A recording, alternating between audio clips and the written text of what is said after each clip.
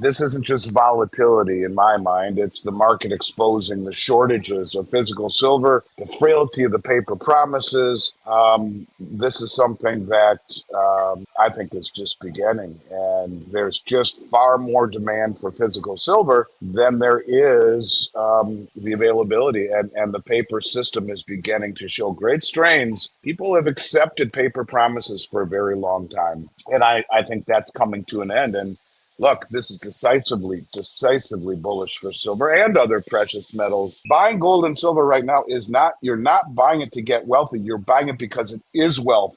And the biggest money in the world, the biggest. Silver prices have broken all records by reaching the highest cost of $52.58 per pound in London as of October 2025. A record that has never been experienced even in the notorious attempt to corner the market by the Hunt brothers in 1980. This is not a price spike, but the 8th consecutive week of gains across the precious metals market, with gold also recording new all-time highs. This indicates that the whole sector is operating with a mighty force. Andy Schectman attributes the difference between this rally and the others to the fact that it is not being motivated by speculation alone, but by an actual physical shortage. London, which, according to him, is the epicenter of this new crisis, is experiencing extreme delivery pressure, resulting in what can be termed a classic short squeeze. Physical silver is so scarce that London prices have been at a premium to up to $3 per ounce over New York markets, and then settled at around 1.55 in mid-October. Such dispersion is a significant warning signal in the metals market. It is an indication that the real metal is in great demand, not paper. In 2025, silver has advanced 70% in London, compared with gold advancing 55%, an indication that investors are abandoning paper products and fiat currencies and moving to hard money that cannot be printed or faked. As Schectman believes, this rush is not only about price speculation, but also about increasing mistrust in paper promises, rising geopolitical tensions, growing inflation fears, and the loss of worth in currencies worldwide. People, however, are no longer trading silver. They are delivering it and seeking physical possession in the market. This, he says, might shatter the paper market paradigm to pieces. We're about to explore the video, but first, make sure to subscribe and hit the bell icon to keep up with our newest uploads. Your feedback in the comments is always appreciated. I've never seen anything like this. This is the term that everyone keeps throwing around is the word backwardation. Backwardation is an environment that shows extreme delivery stress. It's unprecedented. This isn't just volatility in my mind. It's the market exposing the shortages of physical silver, the frailty of the paper promises.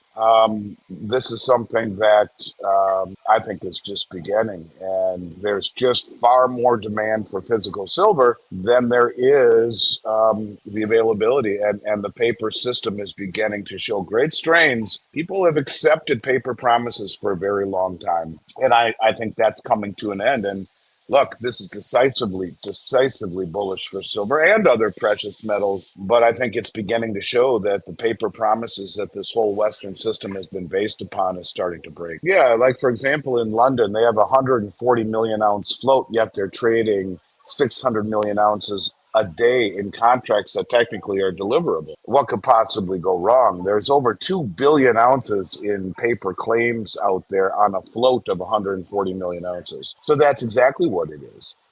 It's a situation where the paper promises, this rehypothecation is being called on the map.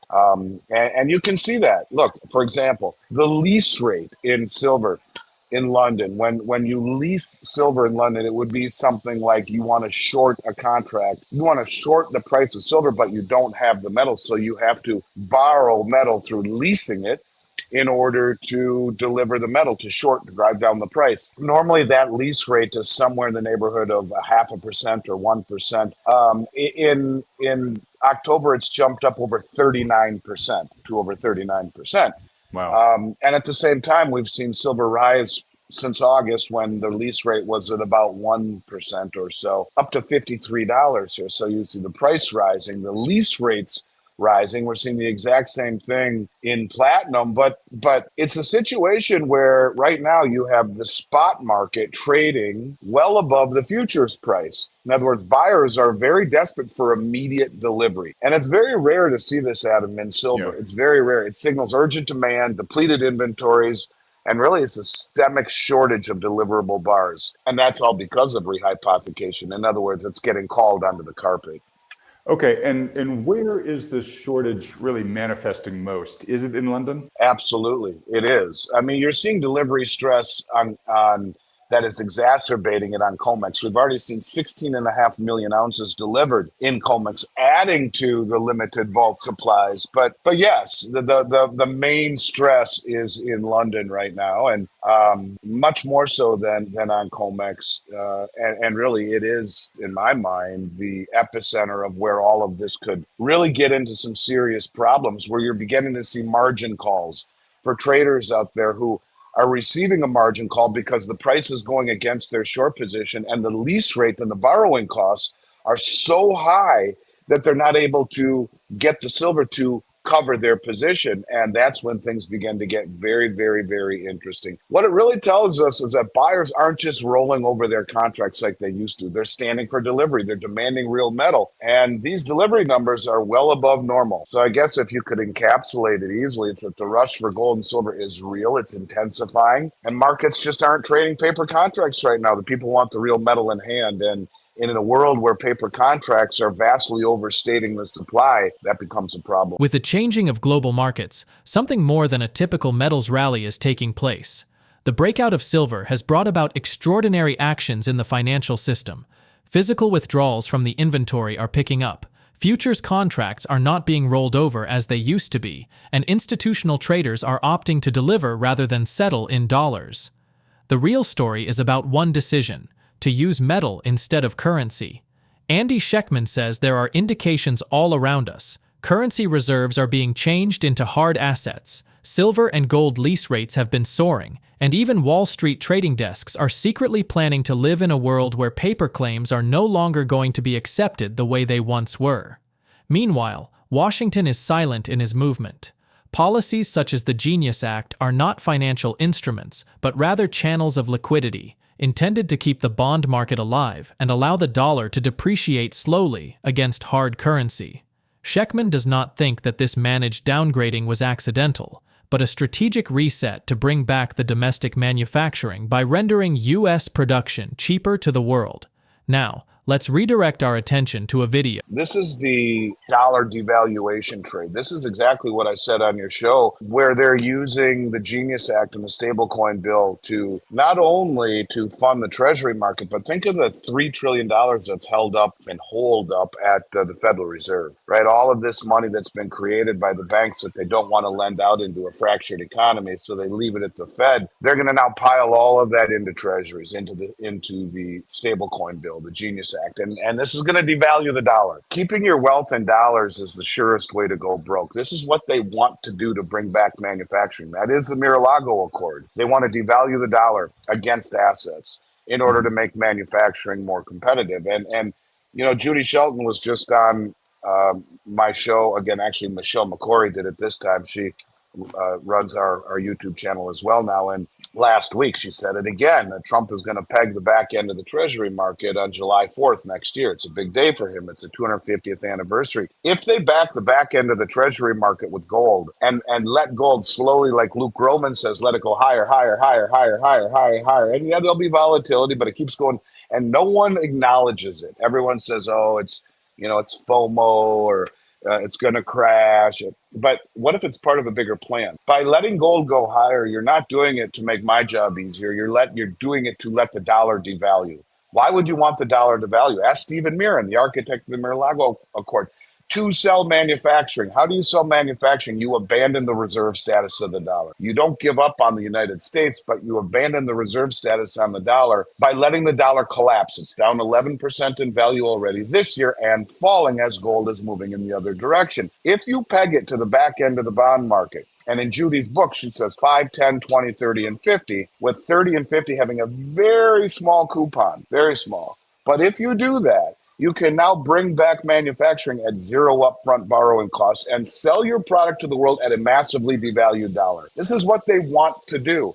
And so when you see gold and silver going higher, it's not gold and silver going higher. It is the dollar losing ground and losing value. And the big money understands this. The big money understands this inherently. And this is what they have been doing. The central banks understand this. This is why they have been taking positions in gold and silver the way that they have. I think this is just the very beginning. So, yes, you're going to see pullbacks. You will see volatility. Nothing goes straight up. But I would agree with you that ultimately it is a buying opportunity. And I try and say this without coming across as being a snake oil salesman. I don't care if people rush to buy metal from me. That's not what this is about. It's about trying to convey something that I believe in my soul is happening. We have reached a point where being the world reserve currency, even ask Vice President Vance, who has come out and said so, being the reserve currency is no longer a benefit to the United States. It's a detriment. It's a benefit to us consumers. It's a detriment to anyone who produces anything. And in order to continue to move forward as a country, we need to reshore manufacturing. And the only way to do that is in a devalued dollar and at very low upfront borrowing costs.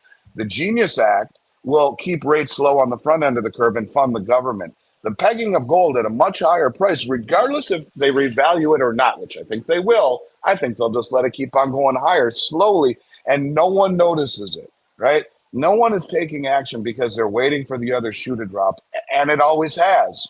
Will it continue? I don't know. Gold's up 55% this year. It's on pace for its best year ever. Silver's up almost 70%. And I do think that commodities will now be a reflection of a declining dollar. It's not that the commodities are going parabolic just because. It's because the dollar needs to be devalued in order to reshore manufacturing.